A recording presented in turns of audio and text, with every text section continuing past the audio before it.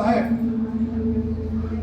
इसने हमारे असंख्य सैनिकों और हमारे प्रिय राजकुमार अक्ष कुमार का वध किया है।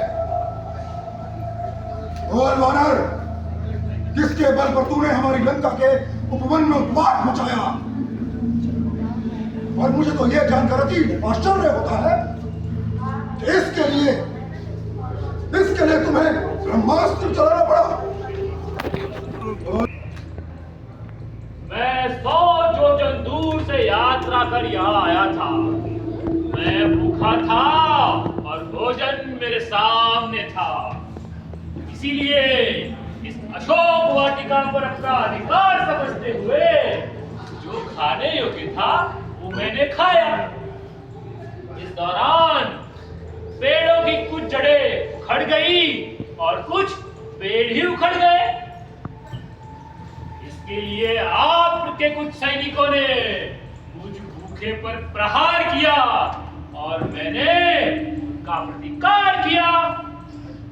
मुझे प्रतीत होता है यह कोई साधारण वानर नहीं, अपितु अवश्य ही कोई कपटी वानर है। यह दुष्ट वानर तुझे हमारे असंख्य सैनिकों और हमारे अक्ष कुमार को मारते समय हमारी कीर्ति और हमारे यश का जरा भी ज्ञान न था। आपकी कीर्ति, आपका यश, आपकी कीर्ति और आपके यश की गाथाएं तो तीनों लोक में हो रही है। ऐसे सहस्त्रबाहु के साथ आपने वीरता पूर्वक युद्ध जो किया था, कैसे वानर राजबाली आपको अपनी कांख में दबाए 6 माह तक घूमते रहे थे। आपकी चर्चा तो तीनों लोक में हो रही है। जो किसी अकेली अबला नारी को चोरों की भांति उठा ले जाए, ऐसा पराक्रमी आपके अतिरिक्त और कौन हो सकता है भला? दुष्ट वानर, सैनिकों, इस दुष्ट वानर को अभी कभी बंदी बना दिया जाए। इसके हाथ पांव बांधकर इसकी पूंछ में आग लगा दो।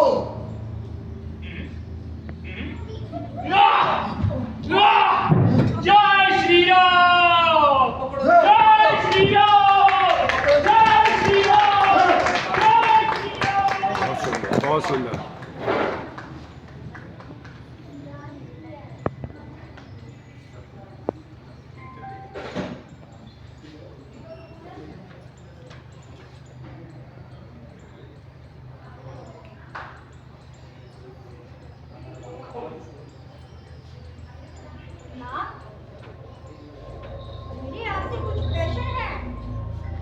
पूछो मंदोदरी।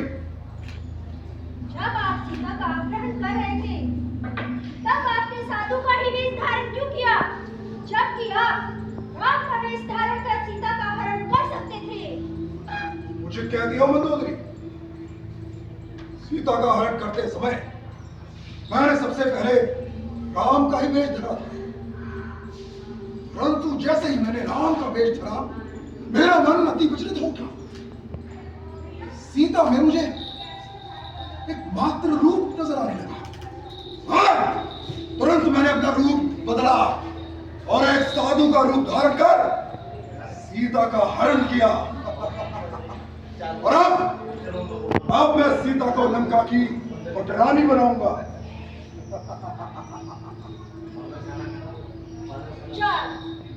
अचर, देव, दानव, मानव, यम, कुबेर, यहाँ तक कि काल को भी आपने अपने भुज बल से जीत रखा है।